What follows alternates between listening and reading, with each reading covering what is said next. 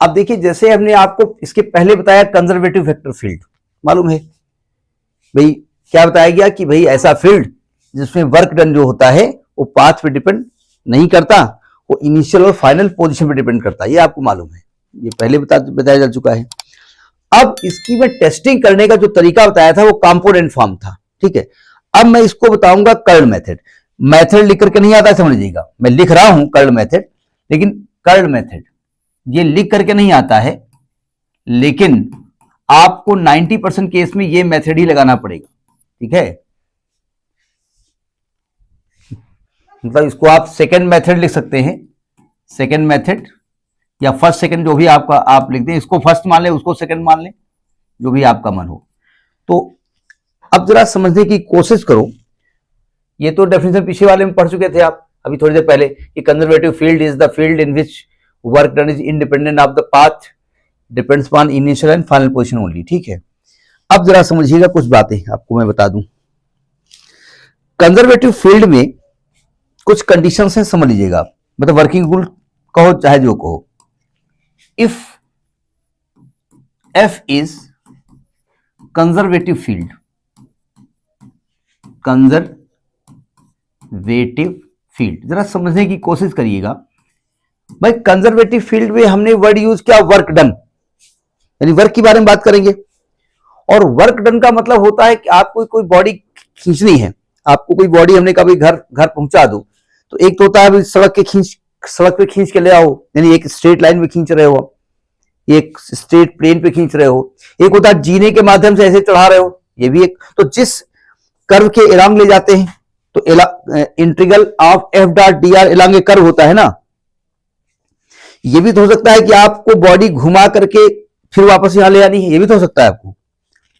तो यानी कि पहला ये केस ये है कि आप close integral F dot D are निकालें और इसकी वैल्यू 0 कर दें, 0 वेक्टर आ जाए, सॉरी वेक्टर क्यों आएगा, इसकी वैल्यू 0 कर दें, ठीक है।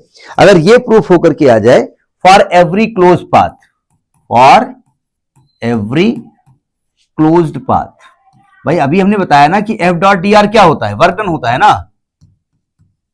तो वर्क डन में बॉडी को डिस्प्लेस करना होता है ना। तो बॉडी को जब डिस्प्लेस करना है तो बॉडी को किसी पाथ के अलॉन्ग करोगे ना भाई। किधर डिस्प्लेस करोगे, जीने के सहारे से ले जाओगे, दीवार के सहारे ले जाओगे, डायरेक्ट ऐसे खींच लोगे। तो अगर कोई क्लोज पाथ है तो उसके लिए उसकी वैल्यू 0 प्रूफ कर दीजिए, पहली चीज। दूसरी बात जो कि मेन करना है यहां पर कि आप कर्ल ऑफ एफ, जिसको कि आप कहते हैं डेल क्रॉस एफ, इसकी वैल्यू 0 प्रूफ कर दीजिएगा, ठीक। तभी आपका एफ कंजर्वेटिव हो जाएगा। या आपसे कहा जाए एफ इज इरोटेशनल, ये प्रूफ कर दीजिए। तो भैया आपको याद होगा कल हमने बताया था कि इरोटेशनल प्रूफ करने के लिए भी यही करना होता था, कर्ल ऑफ एफ 0 करते थे, ठीक। तो हम जब एग्जाम में क्वेश्चन लगाएंगे तो 90% हमको ऐसे ही करना पड़ेगा। तो एक बात ध्यान रखिएगा, क्योंकि एफ डॉट डी आर है तो आप समझ लो यहां पर क्या वर्ड था, पोटेंशियल, स्केलर पोटेंशियल, इसकी बात भी वो कर सकते हैं, ठीक है। तो मैं इसके एक आध एग्जाम्पल डिस्कस करता हूं, इसको नोट कर लीजिए पहले। अब जैसे एक एग्जाम्पल लिया कि show that the field F is equal to X square I plus Y square J plus Z square K is conservative. अगर मैं कंपोनेंट फॉर्म से करूं तो देख लो डेवर एफ बाय डेवर एक्स 0 आ रहा है, नहीं आ रहा है। डेवर एफ वाई अपॉन डेवर एक्स 0 आ रहा है, डेवर एफ वाई अपॉन डेवर जेड 0 आ रहा है, सब 0 आ रहा है, अपन सेम है ना। तो हम कंपोनेंट टेस्ट से भी कर सकते हैं, लेकिन हमने बताया कि 90% केस में आप कंपोनेंट फॉर्म नहीं करेंगे, तब करेंगे जब आपके प्रोफेसर ने पढ़ाया हो, ठीक है। क्योंकि डिपेंड करता है उनकी डिमांड क्या है। जैसे मैं क्यों बोल रहा हूं, जैसे आप जानते हैं कि limit X tending to 0 sine X upon X आप 1 लिखते हैं ना, ये हम जानते हैं वैल्यू। लेकिन अभी वो न्यांगनांग यूनिवर्सिटी कौन सी है सिंगापुर की, मैं वहां के स्टूडेंट पढ़ा रहा था, उन्होंने काट दिया इसको, क्योंकि वो कह रहे हैं 0/0 फॉर्म आ रहा है, एल हॉप्टर रूल लगाओ, इसको डिफरेंशिएट करो, cos x अपॉन x करो, cos x अपॉन 1 करो, और रूल लगा के करो। तो अगर आपके प्रोफेसर ने वाला कंपोनेंट टेस्ट पढ़ाया हो तो आप यूज करिएगा, नहीं तो आप यही यूज करिएगा, ठीक है। क्या कहेंगे अब, चूंकि आपको शो करना, देखो 2 प्रकार के क्वेश्चन आ सकते हैं। शो दैट यानी आपको प्रूफ करना है, गिवन है, ये ऐसा है, तो प्रूव करने की जरूरत नहीं है। तो आपको लिखा है we have to show,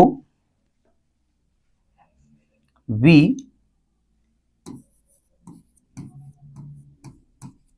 have to show, क्या शो करना है कि F is conservative field, conservative vector field, ना भी वेक्टर लिखा हो ऐसा जरूर नहीं है, कंजर्वेटिव वेक्टर फील्ड, क्योंकि वेक्टर पढ़ रहे हैं इसलिए वेक्टर फील्ड यहां वर्ड आता है। तो आप क्या करेंगे, we find del cross F, del cross F निकालेंगे, या कर्ल एफ पहले लिख दो, कर्ल एफ यानी डेल क्रॉस एफ। डेल के लिए आप जानते हैं आई डेवर बाई डेवर एक्स प्लस जे डेवर बाई डेवर वाई प्लस के डेवर बाई डेवर जेड, और कोई भी स्टेप स्किप नहीं करेंगे, ठीक है, क्योंकि छोटा क्वेश्चन होता है उसमें अगर स्किप करोगे तो गड़बड़ हो जाएगा। क्रॉस एक्स स्क्वायर आई cap plus Y square J plus Z square के। अब आपको इसका क्रॉस प्रोडक्ट निकालना आता है, ये वेक्टर में ही पढ़ा है आपने, और क्लास 11th में भी आपने पढ़ा है फिजिक्स में। क्या तरीका होता है, डिटर्मिनेंट आई जे के, फिर इसके कंपोनेंट डेवर अपान डेवर एक्स, डेवर अपान डेवर वाई, डेवर अपान डेवर जेड,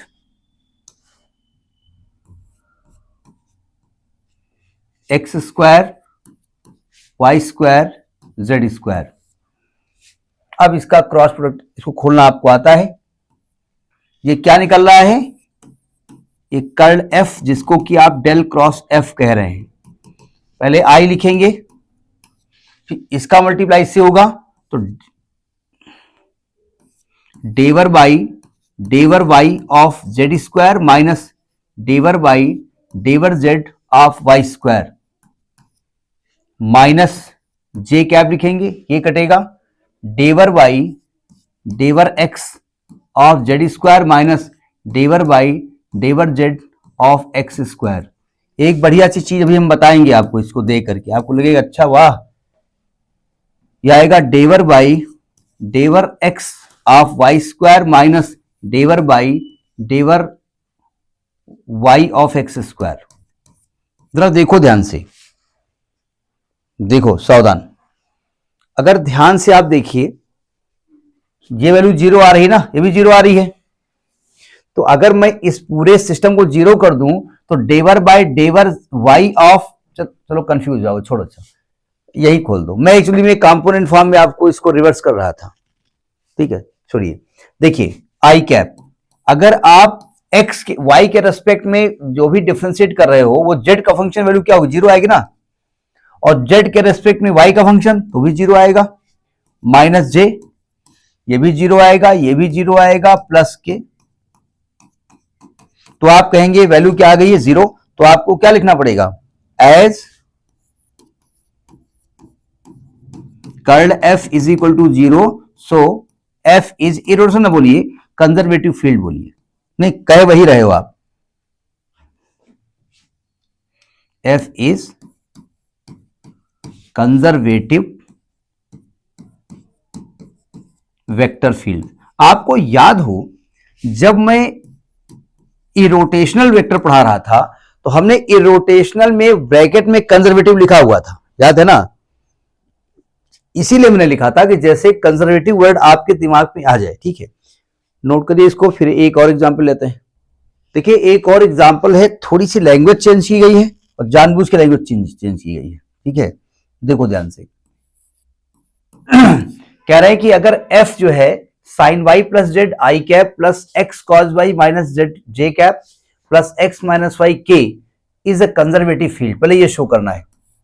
तो कंजर्वेटिव फील्ड शो करने का पहला तरीका तो आप जानते हैं कि आपको कर्ल एफ निकाल लेना है। मैं यहां पर कर्ल एफ निकालूंगा, यानी कि डिटर्मिनेंट डायरेक्ट लिख दूं, कोई दिक्कत तो है नहीं, आई जे थोड़ा दूर दूर लिखेंगे, के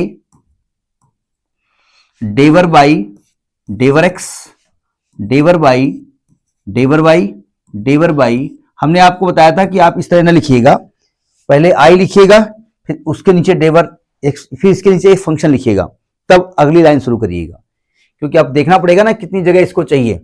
अब देखिए आई के साथ एफ का क्या फंक्शन आ रहा है, साइन वाई प्लस जेड,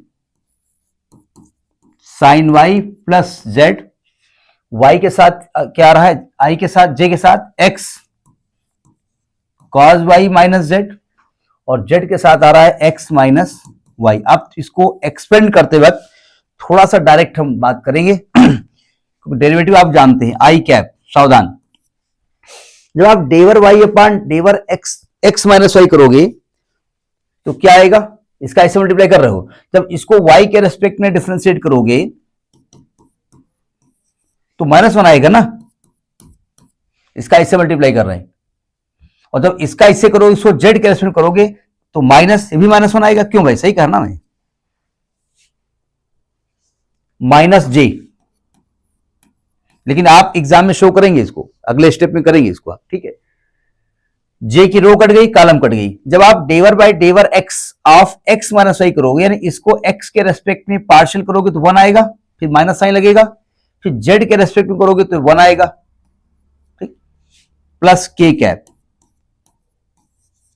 रो कट गया, कॉलम कट गया। इसको एक्स के रेस्पेक्ट कर रहे हैं, देखो ध्यान से, एक्स का 1 हो गया, ये कॉस वाई आएगा माइनस, जब इसको वाई को करोगे तो साइन वाई का कॉस वाई आएगा, तो ये सब जीरो आ गया ना,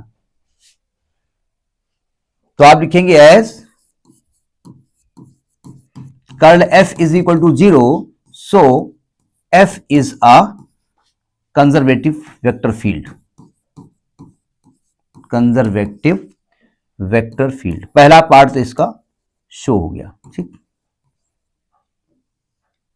FIELD, यहां तक पहुंचिए पहले आप। अब देखिए आपको लिखा है F is equal to del phi, ऐसा बोला है ना इन्होंने, आपको याद है, इसको हमने फाई निकाला है ना, और फाई निकालने के लिए हमने कुछ बताया था आपको, वेक्टर पॉइंट फंक्शन, सॉरी इसके स्केलर पोटेंशियल, याद आया। तो स्केलर पोटेंशियल के लिए हम क्या प्रोसेस अप्लाई करते थे, यहां पर आपको मालूम है इसलिए हम बता रहा हूं, क्या प्रोसेस अप्लाई करते थे, नहीं याद है आपको, आप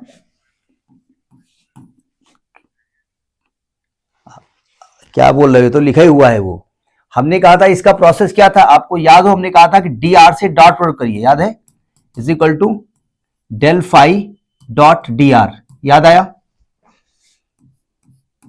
तो F dot D R is equal to, ये जो फॉन्ट लिख रहे हैं साइज ठीक है ना, तो ये क्या आएगा, आई डेवर फाई अपान डेवर एक्स प्लस जे। देखो अलग अलग बुक में अलग अलग तरीके से लिखा जाता है, इसमें कंफ्यूज मत होइएगा, ठीक है। डेवर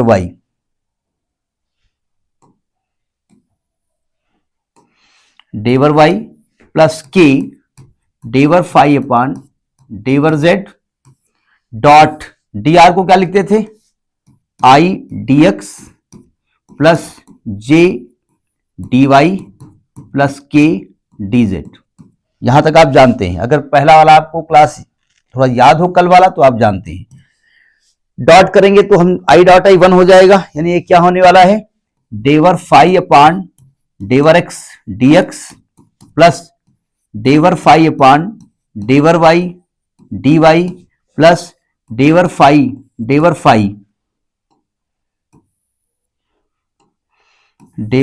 अपान डेवर जेड डी जेड। आपको याद हो ये टोटल डेरिवेटिव डी फाई होता है, याद है ना। अच्छा यानी ये क्या लिखा हुआ है, यानी ये लिखा आपने पढ़ा कि D phi is equal to आ गया है एफ डॉट डी आर, यानी अगर मैं एफ डॉट डी आर निकाल लूं और डी फाई को इंटीग्रेट कर दूं तो ये वैल्यू आपको आ जाएगी, है ना। अच्छा एफ डॉट डी आर निकाला जाए, एफ की वैल्यू क्या है, एफ की वैल्यू पीछे लिखनी पड़ेगी आपको, है ना, थोड़ा सा नीचे आइए। एफ की वैल्यू है आपकी sine Y plus Z I cap plus X cos Y minus Z J cap plus X minus Y into K cap, ये तो एफ की वैल्यू हो गई, और डॉट डी आर करेंगे जब आप, डॉट डी आर होता है I D X plus J D Y plus K D Z is equal to, ये डी फाई निकल रहा है, इज इक्वल टू, ब्रैकेट खोलेंगे तो आई डॉट आई वन हो जाएगा ये हो जाएगा साइन वाई प्लस जेड के साथ डी एक्स आएगा plus X cos Y minus Z के साथ डी वाई आएगा प्लस एक्स माइनस वाई के साथ डी जेड आएगा।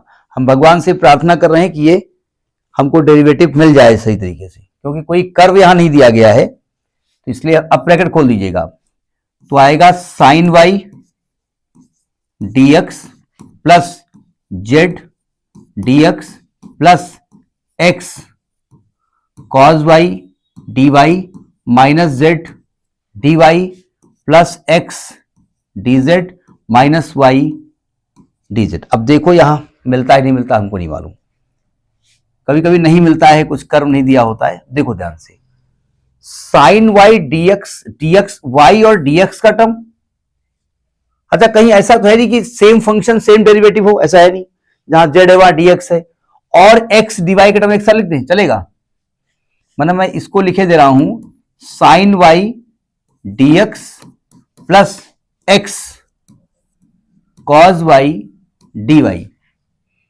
फिर जेड डी एक्स और X D Z plus Z D X plus X D Z minus Z D Y minus Y D Z. कोई दिक्कत? अभी तक तो कोई दिक्कत नहीं आ रही है। अब जरा देखो यहां पर क्या होगा, इसको कैसे करें हम। अगर ध्यान से देखें, ये आप D of X sine Y ले सकते हैं, क्यों भाई, first function x sine Y का cos Y D Y plus second function sine Y X का 1 आ गया। इन दोनों को देखिए तो प्लस डी, ये एक्स जेड लिखा हुआ है, फर्स्ट फंक्शन x z का D Z plus second function z x का डी एक्स, और माइनस कॉमन ले लें तो d ये वाई जेड लिखा हुआ है, क्यों भाई, जिस बुक से हम बता रहे हैं उसमें एक क्वेश्चन सॉल्व है, उन्होंने बड़ा टेक्निकल तरीके से सॉल्व करने की कोशिश की, मैं इसीलिए 1 मिनट के लिए रुक रहा था। कभी कभी क्या होता है, आपके सामने का सोल्यूशन होता है ना, तो आप कंफ्यूज जाते हैं। अब इसको इंटीग्रेट कर दो, इंटीग्रेटिंग बोथ द साइड, तो डी फाई का इंटीग्रल एफ फाई हो जाएगा, इसको करो डी हट जाएगा तो आएगा X sine Y minus plus X Z minus Y Z और प्लस कॉन्स्टेंट, सी क्या है, constant of integration. Have you got this solution? ये बहुत अच्छा तरीका है, मैं बता रहा हूं, क्योंकि 90% बुक्स में ये तरीका नहीं लिखा हुआ है, वो पता नहीं कैसे ज्याऊ म्याऊ करके निकालते हैं, बड़ा दिक्कत वाला करते हैं। ठीक है, तो ये कंजर्वेटिव फील्ड के 2 क्वेश्चन हैं, तो दूसरा तरीका है, ठीक, नोट करिए।